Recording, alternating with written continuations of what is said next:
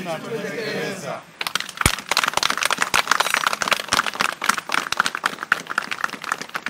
Naitwa Mhandisi Dismas Masawe, ni kaimu mkurugenzi wa huduma za ufundi katika kampuni tanzu ya TANESCO ya TIDICO.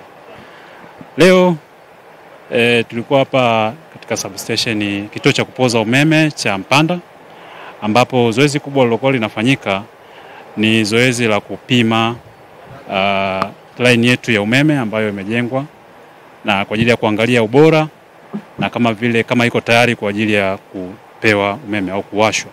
Nashukuru Mungu, tumepima line yetu salama kabisa na tumeona iko salama, imekamilika kwa 100% kwa ajili iko tayari kwa ajili ya kuchajiwa na kupeleka umeme.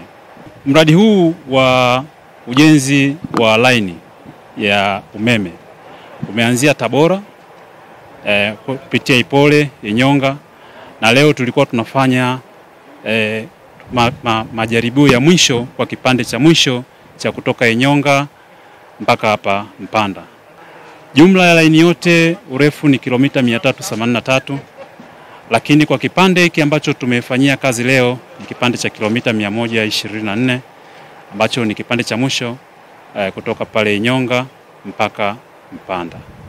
Gharama za mradi huu ni bilioni 116 zikijumuisha mradi mzima kuanzia pale Tabora mpaka Mpanda, ambapo zinajumuisha sasa ujenzi wa laini ya msongo wa kilovoti 132 kilomita 383 kutoka Tabora kituo cha kupoza umeme mpaka kituo cha kupoza na kupokea umeme cha Mpanda katika mkoa wa Katavi.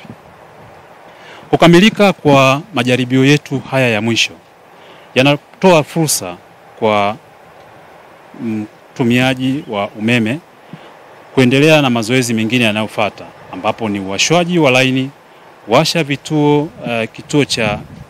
kituo cha kupoza umeme cha Mpanda na kupeleka umeme kwa wananchi. Kwa majina naitwa CPA Sadoki Mugendi, ni kaimu meneja mkuu wa kampuni ya TIDICO. Kampuni ya TIDICO ni kampuni tanzu ya TANESCO ambayo inajishughulisha na ujenzi na ukarabati wa miundombinu ya kusafirisha na kusambaza umeme.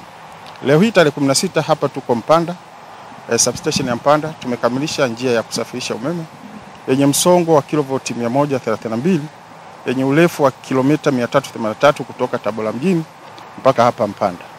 Kwa hiyo zoezi kubwa tulilokuwa nalo kwa siku ya leo ilikuwa ni kupima paramita kama umeme unaweza ukafika hapa, na paramita zote zimekwenda sawa sawa. Kwa hiyo leo hii tunasema tumehitimisha hili zoezi, kwa maana kwamba line yetu iko tayari kuingiza umeme hapa mkoa wa Katavi. Naitwa Elisha Josefu, ni mkazi wa kata ya Misunkumilo. Kwanza tunafurahi sana kwa kutufungulia umeme huu wa grid ya taifa. Tuna imani sana utakapofika kwenye majumba yetu utatunufaisha makubwa, na pia tutaondokana na ile adha ya kukatakata. Na tuna imani kwa sisi kama vijana tutapata ajira, viwanda vitafunguliwa, tuna imani hiyo, viwe vikubwa viwe vidogo vidogo, tutapata ajira, tutapata namna mkono uende kinywani. Asanteni sana. Naitwa Kalemele Ilali, ni mkazi wa Msunkumilo. Tunamshukuru Mama Samia kutuletea umeme huu.